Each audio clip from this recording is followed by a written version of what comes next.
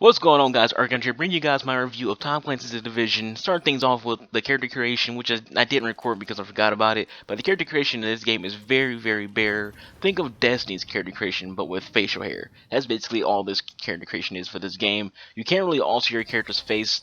So basically, if you say are black, you choose between like two black faces and three hairstyles and two or three facial hairs. That's basically all you can do. There's nothing, you know, different about it from Destiny other than facial hair. Now that's basically it. If you are an RPG player thinking you'll get like a BioWare or Bethesda type character creation, don't get your hopes up. It's a very bare customization, and it's really forgettable. Like, you're not gonna have a character that looks too much different from anybody else who's also the same race as you are or gender. So most people look exactly like, just with different hair colors and different facial hair.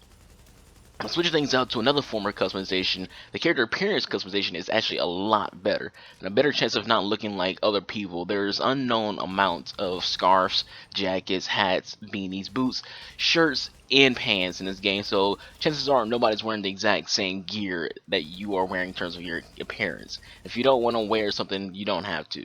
I don't wear a jacket, and for the longest time I didn't wear a scarf. So I do give Ubisoft props for that. The fact that our appearance in terms of like our clothing is different in that way. There's a lot of variety. No one looks exactly like in terms of clothing. Now, getting into the gunplay is very similar to that of Borderlands and Destiny, just to give a scope of things. It's good gunplay, but at the same time, it doesn't really fit the game itself. Both Borderlands and Destiny are futuristic sci-fi games. Division is not, and it carries the Tom Clancy's name, which is known for its games have a realistic gameplay, which Division does not.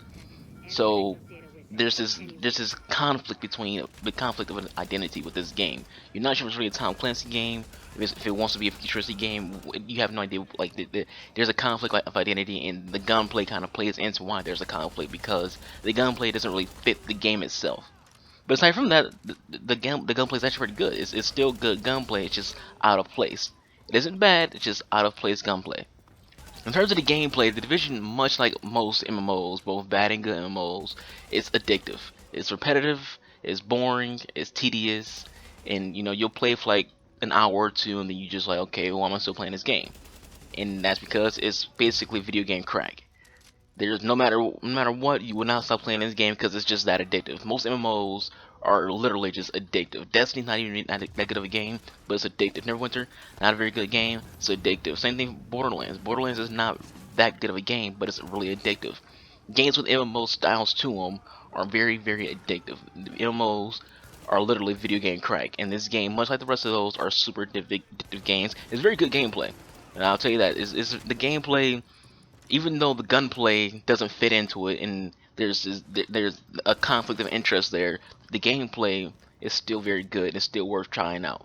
Now, I put so much time into this game. I reached max rank and finished all the missions, side quests, and everything other than collectibles by last Thursday. So it's not a long game. You can really just beat it that fast. So speaking of maxing out, there is basically nothing to do once you reach the max level, once you finish the story, the side quests, etc.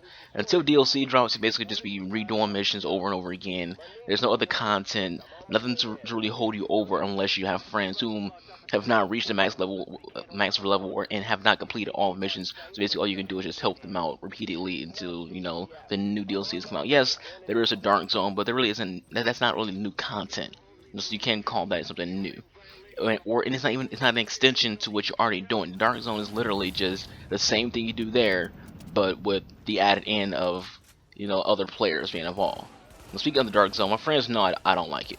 I don't like it because I don't like working my ass off for gear, and then having a chance for people to just take that away from me.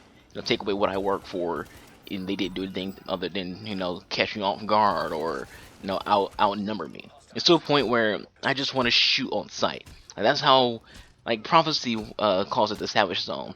That's basically what it is. It's to a point where if I see someone who's not on my friends list, I want to kill them on sight. But I don't, because I don't want to go rogue and be manhunted by the entire server. So no, I'm not a fan of the Dark Zone. Some people like it, and it may be for you, but it's not for me. It's not for me, because if I want to kill players, I'll get punished for it and hunted down for it. If I just want to kill NPCs and get gear, then other players try to kill me and take the gear from me. So It's just not something that I like. Honestly, if there's anything that really holds this game back, it's the Dark Zone, because it seems like Ubisoft is unsure what they want you to be able to do in it or not. Do they want to allow you to kill others or not? No, is it a PvP zone or not? Because they tell you PvP, but they punish you for doing PvP things. You know, if you're gonna allow us to find other players, don't punish us for it. Or if there is going to be punishment for it, make it an actual punishment to where other players don't want to actually, engage in taking other players. Pick a side. You can't do both. There is no middle ground here. You either support player versus player content, or you don't. You can't just go halves on it and say, okay, we'll punish you for a second and let you get manhunted by the rest of the servers. I'm just not a fan of it. I'm not a fan of working my ass off a gear and then having a chance of losing it. No, I'm using another Destiny term for it. Imagine if you spend 300 hours in Destiny just to get the Gallahorn, and you finally get the Gallahorn. And then once you get that Gallahorn, you turn around and there's 4 dudes just shooting at you, and they now have your Gallahorn. So the 300 hours you spent getting that gun, you no longer have. So that's why I don't like the Dark Zone. You can work your ass off a gear, and then you lose it. I just don't like that. Overall, the story is nice. I like the environment. The voice acting is pretty decent. The graphics are decent as well. I know there's a whole little argument over the graphics being downgraded and whatnot. I don't care. The graphics are pretty decent. The environment looks good. The aesthetics of the game looks good.